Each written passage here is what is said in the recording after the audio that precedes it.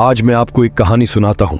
एक कहानी जो रात के अंधेरे में छुपी एक रहस्यमयी और डरावनी चीज के बारे में है।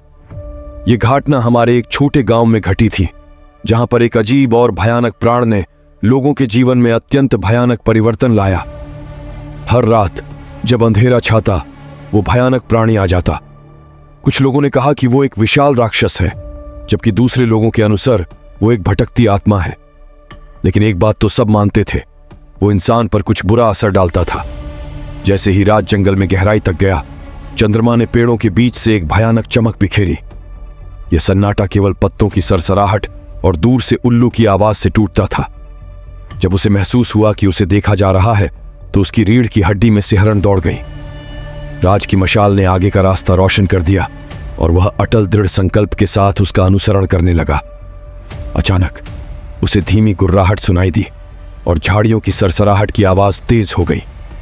वह जानता था कि वह मिडनाइट बीस्ट के करीब पहुंच रहा है। जैसे ही वह एक साफ स्थान के पास पहुंचा, उसकी मशाल ने छाया में छिपी एक राक्षसी आकृति को प्रकट किया।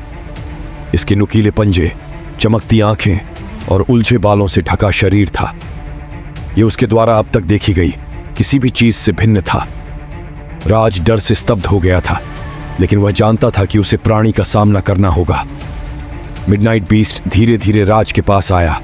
उसकी आंखें उस पर टिकी हुई थीं। राज प्राणी से निकलने वाली दुष्टता को महसूस कर सकता था।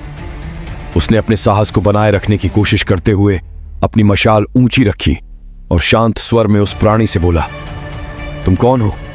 तुम क्या चाहते हो? प्राणी ने एक भयानक अलौकिक ध्वनि निकाली, गुर्राने और फुसफुसाहट का मिश्रण। राज ने देखा कि वह घायल था। उसके बालों पर खून के धब्बे थे। उसका डर अब घायल प्राणी के प्रति सहानुभूति के साथ मिश्रित हो गया था। राज ने एक कदम आगे बढ़ने का फैसला किया और उस प्राणी को दिखाया कि उसका इरादा कोई नुकसान पहुंचाने का नहीं था। उसने देखा कि मिडनाइट बीस्ट का व्यवहार थोड़ा बदल गया था, जैसे उसे पता चल गया हो कि राज का इरादा शत्रुतापूर्ण नहीं था। वह सावधानी से घायल प्राणी के पास पहुंचा और देखा कि उसके पंजे में कांटा फंसा हुआ है। बहुत सावधानी से राज ने कांटा हटा दिया और मिडनाइट बीस्ट ने एक आभारी, लगभग मानव जैसी राहत की सांस ली। ऐसा लग रहा था कि प्राणी कांटे के कारण पीड़ित हो रहा था और उसका भयानक रूप दर्द और भय का परिणाम था।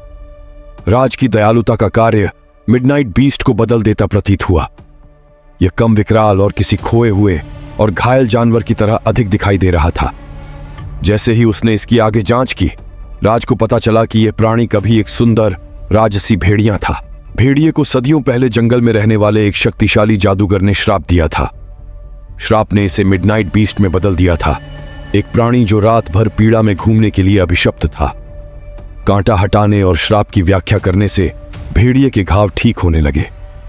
इसने कृतज्ञता से राज की ओर देखा और फिर उसके आश्चर्य को देखते हुए यह धीरे धीरे अपने मूल रूप में परिवर्तित हो गया।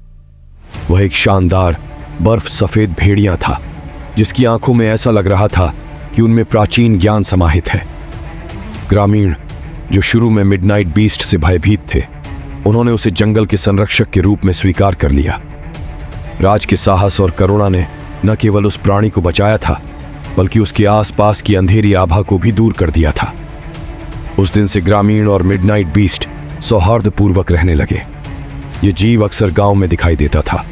अब इसका डर के बजाय सुरक्षा के प्रतीक के रूप में स्वागत किया जाता है। अभिशाप टूट गया था और मिडनाइट बीस्ट जंगल में शांतिपूर्ण जीवन जीने के लिए स्वतंत्र था। मिडनाइट बीस्ट की कथा परिवर्तन, मुक्ति और करुणा की शक्ति की कहानी बन गई। इसने ग्रामीणों को दिखावे से परे देखने और यह समझने की शिक्षा दी कि कभी-कभी सबसे भयानक प्राणी भी एक बोझ उठा सकते हैं, जिसे दयालुता से उठाया जा सकता है। इस कहानी से हमें यह सबक मिलता है कि कभी-कभी अंधेरे में छुपी भयानक चीजें भी इंसानियत की तरफ देखकर अपने डर से मुक्त हो सकती हैं। ये वो प्राण है जो हमेशा हमारे दिल में रहेगा, एक सच्ची और रहस्यमयी कहानी की तरह।